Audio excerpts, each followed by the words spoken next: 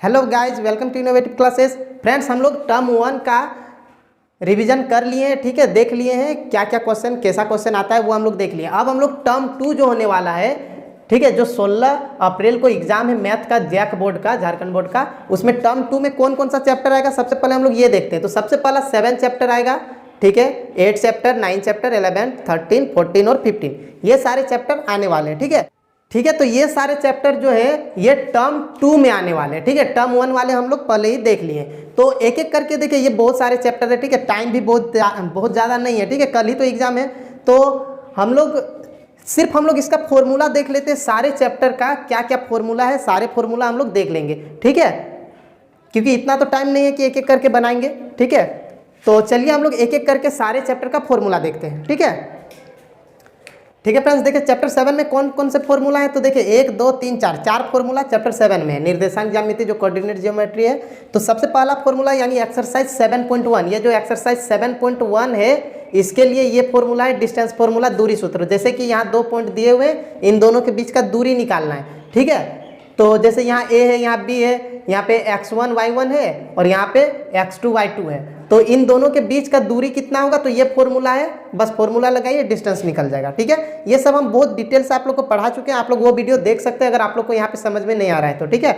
और एक्सरसाइज 7.2 में जो है वो विभाजन सूत्र और मध्य बिंदु वाला है, ठीक है। विभाजन सूत्र क्या होता है, जैसे यही इसी में समझ लेते हैं। मान लेते हैं A और B को मिलाने वाला एक लाइन है और बीच में एक और पॉइंट है, मान लेते हैं P, जो इसको एक अनुपात में, एक रेशियो में मान लेते हैं कि M1 और M2 रेशियो, मतलब मान लेते हैं 2 और इधर 3, इस अनुपात में काट रहा है। तो ये P का निर्देशांक यानी P का जो x y होगा वो कितना होगा, तो उसके लिए ये फॉर्मूला है x इक्वल टू ये वाला फॉर्मूला और y इक्वल टू ये फॉर्मूला, ठीक है, ये x y निकालने के लिए, ठीक है। और x1 y1 क्या है, यहाँ पे लिखा हुआ है x1 y1 इधर वाला हो गया, x2 y2 यहाँ वाला हो गया और जो अनुपात है वो M1 और M2 हो गया, ठीक है। और अगर यही वाला पॉइंट अगर मिड पॉइंट हो जाए, मतलब ये बिल्कुल बीच में हो, जैसे एक वृत्त में केंद्र बीच में होता है, ये व्यास होता है, यहाँ बीच में केंद्र होता है, तो इस तरह भी एक क्वेश्चन है बुक में, ठीक है, इस तरह से व्यास वाला। तो ये जो है मिड पॉइंट है ना, मध्य बिंदु है, तो उस तरफ में अगर हमको बीच का निकालना है तो क्या करेंगे, x इक्वल टू सीधे x1 प्लस x2, मतलब यहाँ का कोऑर्डिनेट और यहाँ का कोऑर्डिनेट x1 और x2, इन दोनों को जोड़ देंगे, 2 से डिवाइड करेंगे और y निकालने के लिए y1 प्लस y2/2 करेंगे। आप देखिए निर्देशांक ज्यामिति में एक त्रिभुज का क्षेत्रफल, एरिया ऑफ ट्राइंगल भी देखते हैं। जैसे इस तरह से एक त्रिभुज दिया हुआ है, तो यहाँ मान लेते हैं A है जिसका निर्देशांक यानी कोऑर्डिनेट x1 y1 है, और यहाँ पे मान लेते हैं B है जो x2 और y2 है, ठीक है, और यहाँ पे C है जिसका कोऑर्डिनेट x3 और y3 है। तो इस त्रिभुज का क्षेत्रफल यानी एरिया क्या होगा, कैसे निकालेंगे, तो बस यहाँ फॉर्मूला रखा हुआ है, देखिए फॉर्मूला बस लिखिए, ये याद कर लीजिए फॉर्मूला को, आप लोग को बहुत ज़रूरी है ये याद करना, ठीक है, क्योंकि कम से कम 5-6 नंबर तो ये सारे चैप्टर से दे रहा है, ठीक है, सारे एक्सरसाइज से दे रहा है, तो 5-6 नंबर तो आप लोग का आ जाएगा यहाँ से, ठीक है।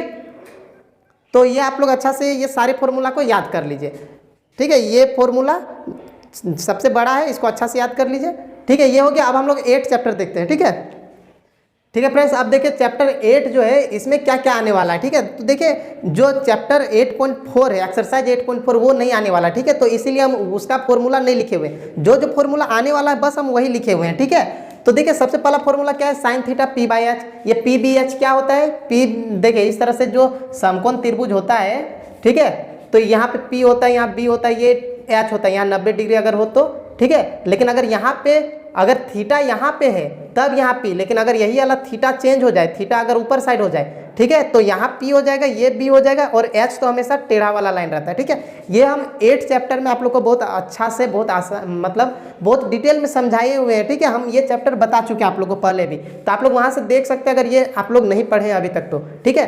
तो पहला फॉर्मूला ये sine theta p/h, cos theta b/h, tan theta p/b, और इसी का उल्टा है, साइन का उल्टा कॉसेक में है, यहाँ p/h है तो कॉसेक का h/p, कॉस का उल्टा सेक है b/h यहाँ h/b, और टेन का उल्टा कॉट है, यहाँ p/b है तो यहाँ b/p, ठीक है। और एक और फॉर्मूला है, ठीक है, ये वाला फॉर्मूला ये भी आता है, एक्सरसाइज 8.3 का है ये फॉर्मूला। तो देखिए यहाँ क्या है, sine 90 minus theta equal to cos theta होता है, cos 90 minus theta sine theta होता है, tan 90 minus theta cot theta होता है cot 90 minus theta, tan theta होता है cosec 90 minus theta, sec theta होता है sec 90 minus theta, cosec theta होता है। ठीक है, अब जैसे इसका हम लोग पहले समझ लेते हैं। ठीक है, जैसे यहाँ पे एक छोटा सा एक समझ लेते हैं, मान लेते हैं कि ये 4 सेंटीमीटर है। ठीक है, मान लेते हैं ये ABC है, यह 4 सेंटीमीटर है, यहाँ 3 सेंटीमीटर है, यहाँ 5 सेंटीमीटर है। तो अगर साइन थीटा निकालना है, यहाँ पे बोलेगा कि साइन थीटा की जगह ए बोलेगा, कभी साइन ए बोल सकता है, कभी साइन सी बोल सकता है। तो जब साइन ए लगाएंगे तो sine theta equal to P by H होता है, पी बाई एच।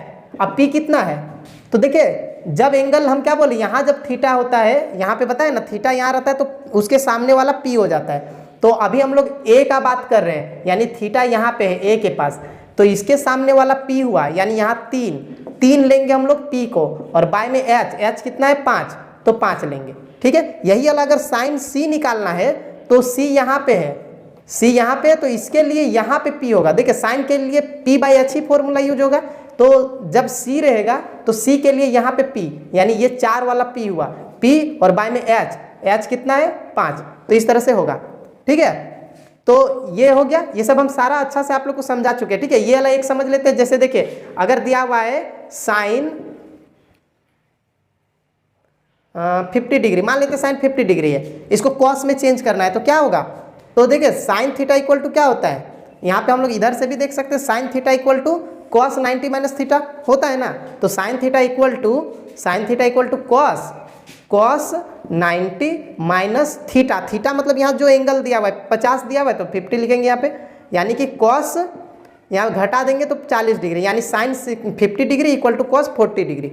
ठीक है, तो इस तरह से ये वाला बनता है। ठीक है, ये हो गया। अब हम लोग देखिए, अब चैप्टर 9 जो है यही सारे फॉर्मूला का ही यूज होता है चैप्टर 9 में। ठीक है, ये जो पी बाई एच है यही फॉर्मूला का ही यूज होता है चैप्टर 9 में, इसलिए हम लोग वो वाला फॉर्मूला नहीं देखेंगे, मतलब वो चैप्टर नहीं देखेंगे। और उसके बाद जो चैप्टर 11 है उसमें तो कंस्ट्रक्शन है, रचना करना है।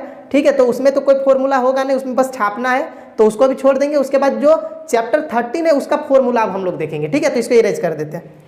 ठीक है फ्रेंड्स, अब चैप्टर 13 जो है वो देखते हैं, जो पृष्ठ क्षेत्रफल और आयतन है, यानी सरफेस एरिया एंड वॉल्यूम।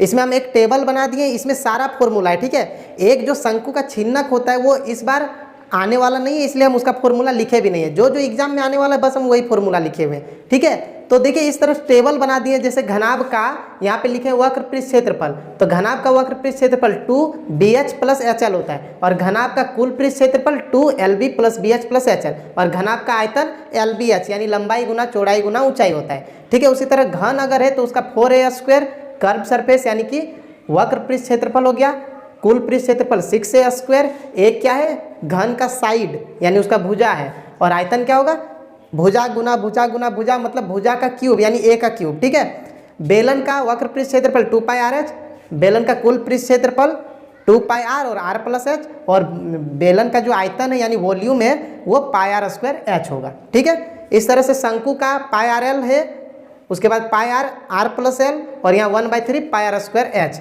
ठीक है, और गोला का देखिए, जो गोला होता है उसका वक्र पृष्ठ क्षेत्रफल या कुल पृष्ठ क्षेत्रफल, दोनों बात एक ही होता है। ठीक है, जो गोला आएगा क्वेश्चन तो उसमें ये नहीं पूछेगा कि वक्र पृष्ठ क्षेत्रफल या कुल पृष्ठ क्षेत्रफल, वहाँ सिर्फ क्वेश्चन आएगा कि पृष्ठ क्षेत्रफल क्या होगा, गोला का स्फेयर का सरफेस एरिया क्या होगा। तो बस यहाँ अगर सिर्फ सरफेस एरिया ही पूछेगा, उसका वक्र और कुल नहीं, तो सरफेस एरिया क्या होता है 4πr²। ठीक है, गोला का, और आयतन क्या होता है गोला का 4/3 πr³। ठीक है, और अर्ध गोला है यानी ये आधा गोला हेमीस्फेयर, तो उसका क्या होता है, उसका वक्र पृष्ठ होता है 2πr², और उसका कुल पृष्ठ भी होता है 3πr², और उसका जब आयतन निकालेंगे तो 2/3 πr³। ये सारा फॉर्मूला 13 चैप्टर में। ठीक है, यही फॉर्मूला से पूरा बनेगा। ठीक है, तो ये हो गया। अब हम लोग चैप्टर जो 14 है, ठीक है, वो देखते हैं। ठीक है फ्रेंड्स, अब चैप्टर 14 देखिए स्टैटिस्टिक्स सांख्यिकी में क्या क्या है। तो इसमें मीन मॉड मीडियन, ठीक है। माध्य, बहुलक और माध्यक, ये 3 चीज पढ़ना है, ठीक है। माध्य निकालने का ऐसे 3 मेथड होता है, लेकिन बस एक मेथड ही इस बार पढ़ना है, इसलिए हम बस एक मेथड जो डायरेक्ट मेथड है यानी जो प्रत्यक्ष विधि है उसका फॉर्मूला लिखे। तो मीन इक्वल टू क्या होता है, sigma F I X I by sigma X I. ये हम सब बता चुके हैं, आप लोग को समझा चुके क्या होता है एफ एक्स, ये सब समझा चुके हैं, हम बस फॉर्मूला बता रहे हैं आप लोग को। बहुलक क्या होता है, L plus F one minus F zero by two F one minus F zero minus F two into H, ये है बहुलक यानी मॉड। और माध्यक के लिए फॉर्मूला क्या होता है, L plus N by two minus C F by F into H. ये तो हो गया चैप्टर 14 में ये 3 फॉर्मूला पढ़ना है, ठीक है। आप देखते हैं जो चैप्टर 15 है, ये लास्ट टॉपिक है, लास्ट चैप्टर। इसमें क्या आता है, प्रायिकता में बस एक ही फॉर्मूला है, प्रायिकता इक्वल टू अनुकूल परिणाम बटा कुल परिणाम, ठीक है, यानी कि number of favourable outcomes by total number of outcomes, ये प्रोबेबिलिटी का फॉर्मूला है, ठीक है। ये सारा फॉर्मूला हो गया, ठीक है। ठीक है फ्रेंड्स, वीडियो अगर अच्छा लगा तो लाइक कर दे, और अगर आप इस चैनल पर नए हैं तो प्लीज़ सब्सक्राइब कर दे और अपने दोस्तों को भी शेयर कर दे।